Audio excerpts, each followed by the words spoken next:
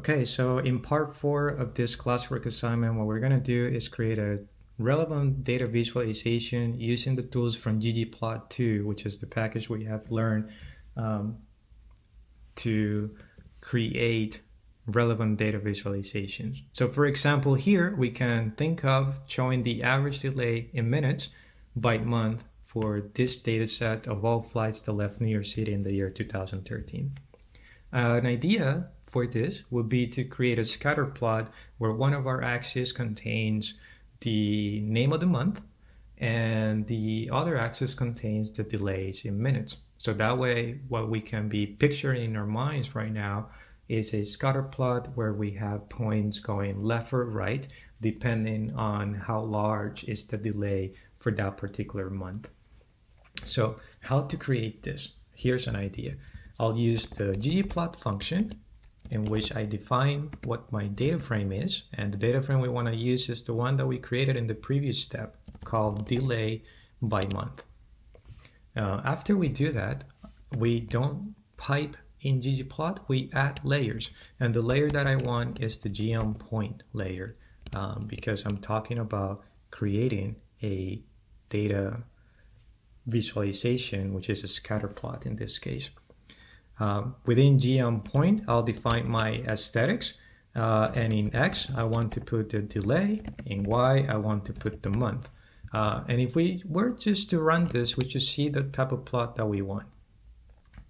There's a couple of things to notice here though, and that is that the Y-axis is not in order, and the labels that we have could be significantly improved. So let's take care of the labels first. I can add a layer called labs to control the labels, including the title, which in our case is the average delay by month. In the x-axis, or the x label, should be the delay in minutes. And finally, in y, we don't really need anything, so I'll put an empty string there. Okay, so that looks now better. The points being black, they're fine, but if we go back to GM point and add another parameter, in this case called color, we can color the points based on any color that we want, including the hex code for any particular color that is your favorite. I'm just going to pick blue in this case. And in addition, I will size the points to 3, so they're larger. So now it looks a lot better. Let's take care of the order of things on the y-axis so that our months are actually listed in the right order. I'm going to add a layer called scale underscore y underscore discrete.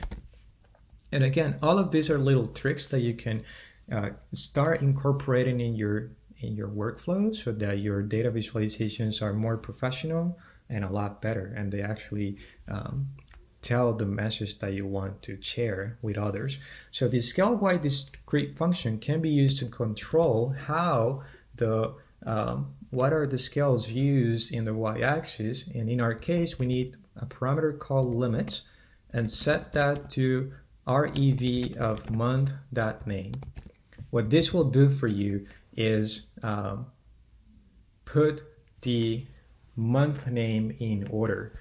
So we can just run it to observe what we get, and that is a nice addendum. And this is actually a good plot. There's just one little thing that maybe I would do to make it a little bit more interesting, and that is to adjust the x-axis limits. You can use that using the xlim function. This is a way, or this is also a type of function you have used in previous homework assignments. The x limits, I want them to go from -20 to 20.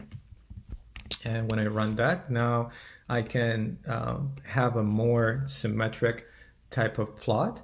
And in addition to this, I want to tell the reader where the 0 line is. So what if I want to add a vertical line? That is very easy. I can do the gm underscore vline function, vline for vertical line, and just simply tell ggplot where is the x-intercept, which in our case would be in 0, And what size do I want for my line? So let's set it to 0.25 just to observe what would happen.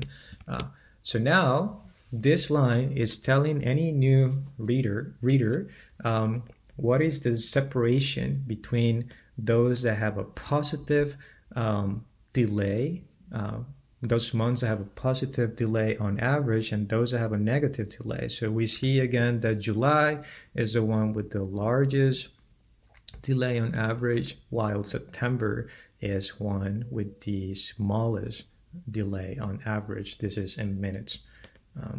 This is a sufficiently good plot for us, and now we can save our classwork assignment. And as usual, I recommend that you preview it and then keep it in your records and upload it to Canvas if it's asked or requested to be uploaded.